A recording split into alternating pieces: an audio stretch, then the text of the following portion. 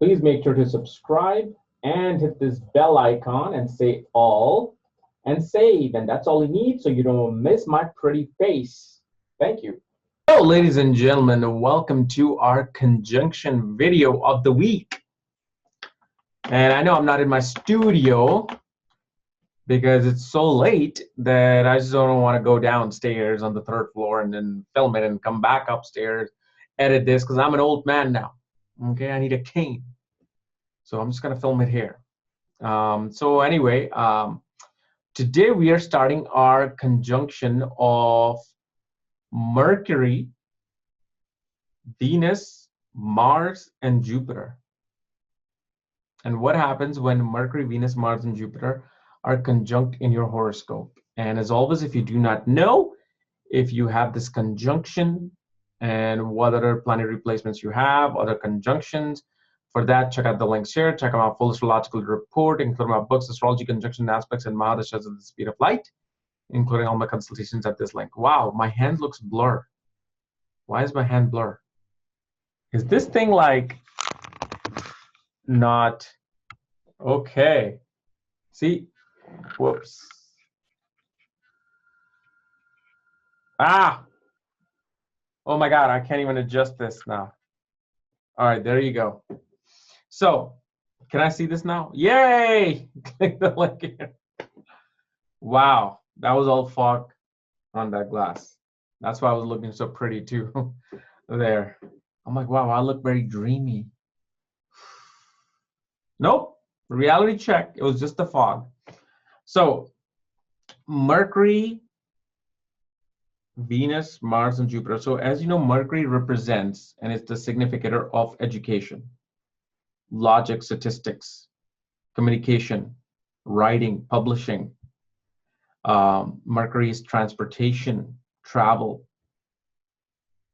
Venus represents vehicles, spouse, love, romance, entertainment, arts, media, creativity, performing arts, beauty, fashion. That's what Venus is. Venus is, fragrance and smells and perfume. So, it represents many things. Venus is also a teacher and a guru. It's known as a guru or the teacher of the underworld. This is why Venus is actually very strongly connected to occult. See, Venus, Ketu, Jupiter, and Rahu, these are the planets of occult and mysticism.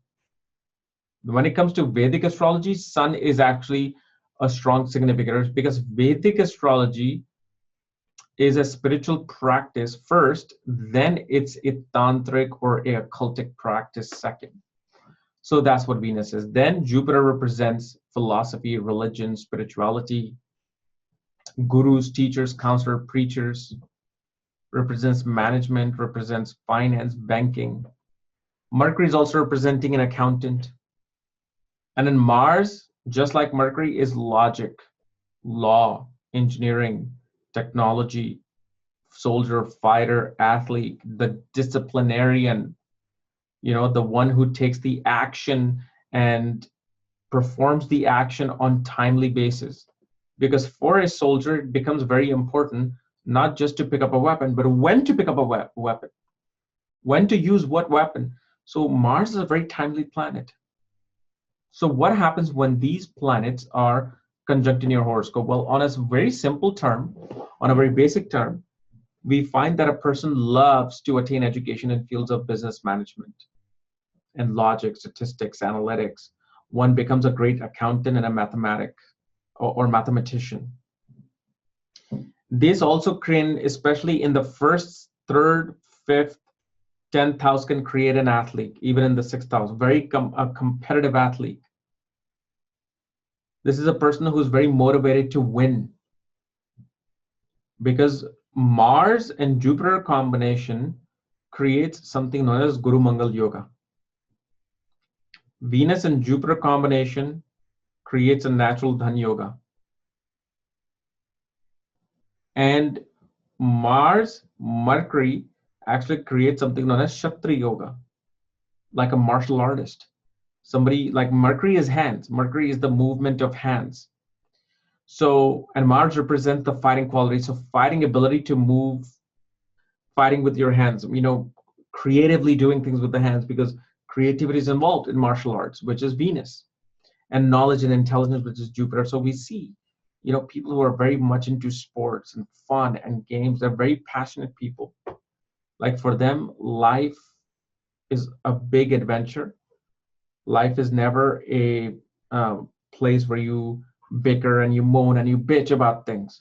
Life is about passion. Life is about experiencing different things, and especially in love, relationship, they are very passionate, sexually very passionate, but they may not be attached. So they may give you the same love and passion as they may have done exactly the same way to their previous exes, or they may do with the next person. So for them, it's not like, oh, I'm so passionate about you and you're the only one.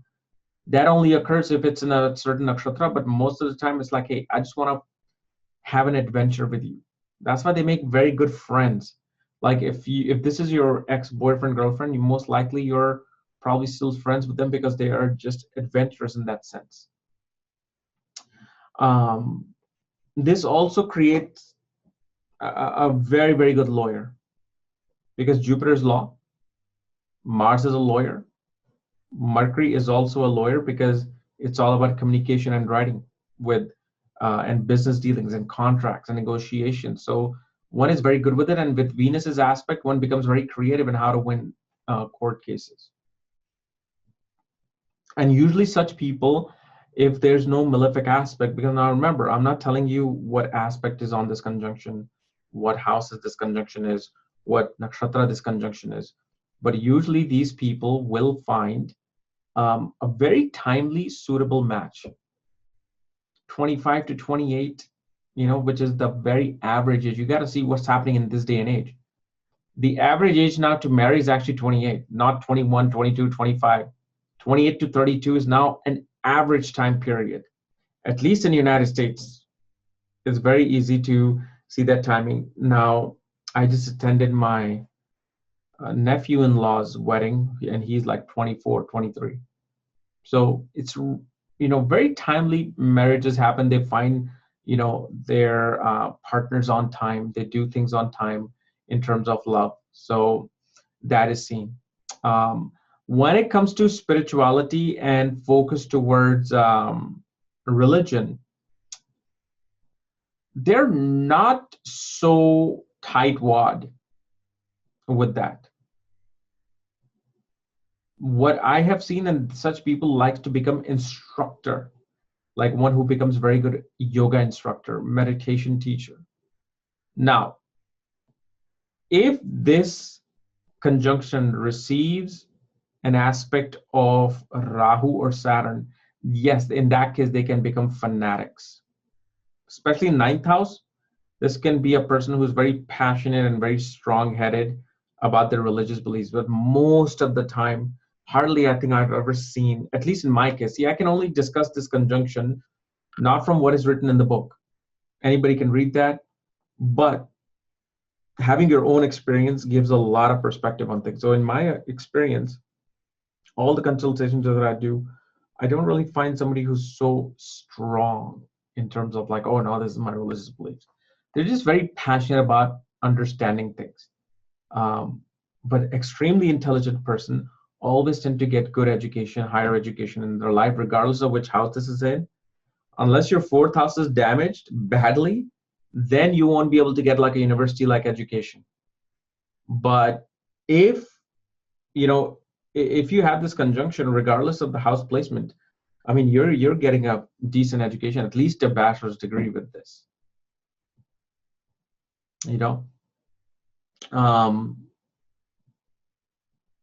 But main thing we see with this is management.